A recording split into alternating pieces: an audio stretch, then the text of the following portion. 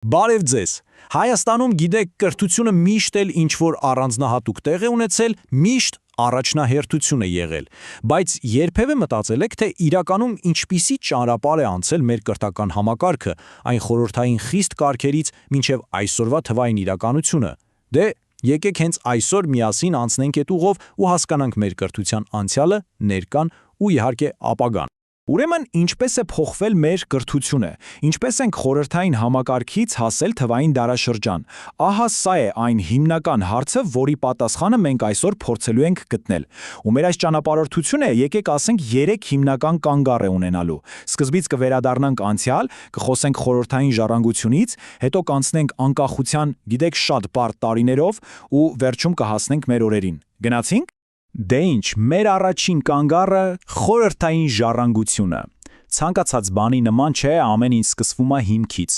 Ու մեր ժամանակակից համակարգի հիմքում էլ ուզենք թե չուզենք, հենց խորհրդային մոդելն է իր բոլոր ուժեղ ու թույլ կողմերով։ Ուրեմն ինչ էր իրենից ներկայացնում այդ խորհրդային մոդելը։ Փորձենք պատկերացնել մի համակարգ, որտեղ ամեն ինչ բառի բուն իմաստով հստակ էր ու կանոնակարգված։ Խիստ կարգապահություն, միասնական ծրագրեր, այսինքն Լենինականի ու Երևանի դպրոցականը նույն գիրքներ կարդում, նույն խնդիրներ լուծում։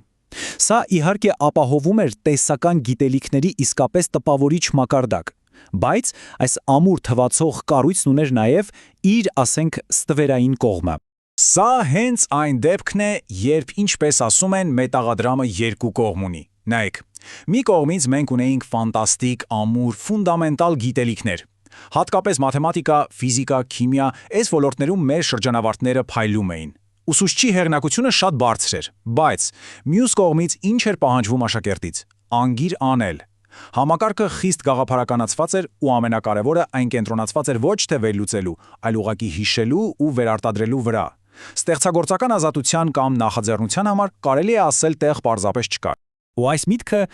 կարծում եմ, ամեն ինչ դնում է իր տեղը։ Նպատակը ոչ թե վերլուծությունն ու նախաձեռնությունն էր, այլ անգիր անելն ու վերարտադրությունը։ Հասկանում եք, համակարգը քեզնից պահանջում էր ոչ թե ստեղծել նորը, այլ ուղղակի կրկնել հինը։ Պահպանեք այս միտքը, որովհետև սա է այն առանցքային տարբերությունը, որը մենք տեսնելու ենք ժամանակակից մոտեցումների հետ համենատելիս։ Լավ,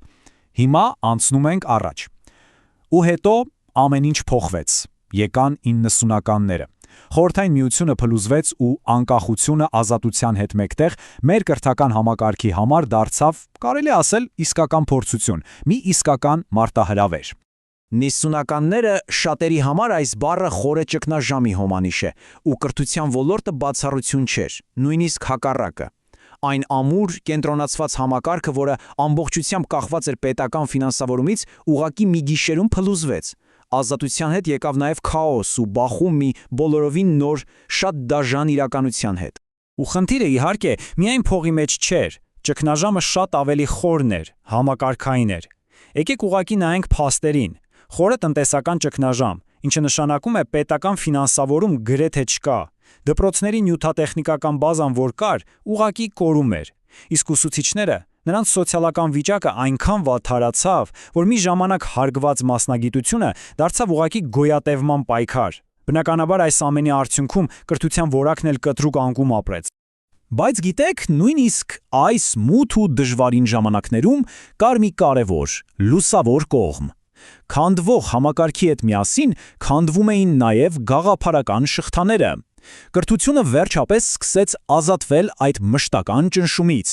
Սա դուր բացեց ապագա բարեփոխումների համար, որոնք արդեն ուղղված էին լինելու ավելի ազատ, բաց ու անկախ համակարգի ստեղծմանը։ Լավ, անցյալի դասերը քաղեցինք։ Հիմա եկեք արագ թռիչք կատարենք դեպի ներկա, մեր ժամանակակից իրականությունը։ Տեսնենք, թե այս ամբողջ բարդ ճանապարհն անցնելուց հետո ուր ենք հասել այսօր։ Ու այստեղ մենք տեսնում ենք ամենամեծ փոփոխությունը։ Հիշում եք, խորհրդային համակարգը պահանջում էր վերարտադրել։ Դե այսօրվա նպատակը լրիվ ուրիշ է։ Խնդիրն այլևս ուղղակի գիտելիքի փոխանցումը չէ։ Խնդիրն է ձևավորել կարողություններ, հմտություններ ու ամենակարևորը ինքնուրույն մտածողություն։ Սա ուղղակի կոսմետիկ փոփոխություն չէ, սա կրթական ֆիլոսոֆայության հիմնարար արմատական փոփոխություն է։ Ու այս նոր մոտեցումը պարզապես գեղեցիկ խոսքեր չեն։ Այն արդեն տալիս է իր շոշափելի արդյունքները, հատկապես բարձրագույն կրթության ոլորտում։ Նայեք այս ոլորտներին. տեղեկատվական տեխնոլոգիաներ, ճարտարագիտություն, բնական գիտություններ։ Սրանք այն ուղղություններն են, որոնք այսօր իսկապես աճում են ու դարձել են մեր կրթության կարելի ասել լոկոմոտիվը։ Այս նոր մտածելակերպն է սնուցում այն նորարարական ոգին, որը մենք տեսնում ենք այս ոլորտներում։ Բայց որպեսզի պատկերն ամբողջական լինի, եկեք իրատես լինենք, ճանապարհը դեռ շատ երկար է։ Այո, մենք ունենք լուրջ ձեռքբերումներ։ Թվային գործիքներ են ներդրվում, շեշտը դրվում է քննադատական մտածողության վրա, ՏՏ ոլորտը աճում է։ Սա հիանալի է։ Բայց եկեք նայենք մարտահրավերներին։ Ամենացավոտ կետերից մեկը քաղաքային ու գյուղական դպրոցների միջև որակի հսկայական տարբերությունը։ Մյուս լուրջ խնդիրը բուհերի ու աշխատաշուկայի միջև շատ թույլ կապը։ Ստացվում է, որ մեր շրջանավարտները ստանում են տեսական գիտելիք, բայց չունեն գործնական փորձ ու դժվարությամբ են աշխատանք գտնում։ Այս բացը պարտադիր պետք է լրացվի։ Դե ինչ, հասկացանք անցյալը, գնահատեցինք ներկան, հիմա եկեք նայենք առաջ, խոսենք ապագայի կրթությունից։ Ի վերջո, ինչ քայլեր են մեզ անհրաժեշտ, որպեսզի կառուցենք իսկապես ուժեղ, մրցունակ կրթական համակարգ։ Ուրեմն, ինչպես ենք կառուցում գիտելիքահեն հասարակություն։ Բանաձևը իրականում բարդ չէ, բայց պահանջում է հետևողականություն։ Առաջինը ու ամենակարևորը՝ պետք է համադրել անցյալի փորձը։ Սա նշանակում է վերցնել հին համակարգի այդ ամուր ֆունդամենտալ գիտելիքները ու դրանք միավորել նոր մեթոդների հետ։ Պատկերացրեք ֆիզիկայի դաս, որտեղ աշակերտը ոչ միայն բարդ խնդիր է լուծում, այլև այդ գիտելիքով իրական ռոբոտ է նախագծում։ Ահա սա է սինթեզը։ Երկրորդ, պետք է անընդհատ արձագանքել ժամանակակից պահանջներին։ Այսինքն, մեր կրթությունը պետք է պատրաստի մասնագետներ, որոնք պետք են համաշխարհային շուկային։ Ու երրորդ, ցանկացած բարեփոխում պետք է լինի հետևողական ու հասցվի իր տրամաբանական ավարտին, այլապես իմաստը կորում է։ Այսպիսով, եթե փորձենք ամփոփել մեր այսօրվա զրույցը մեկ մտքով, այն կհնչի այսպես.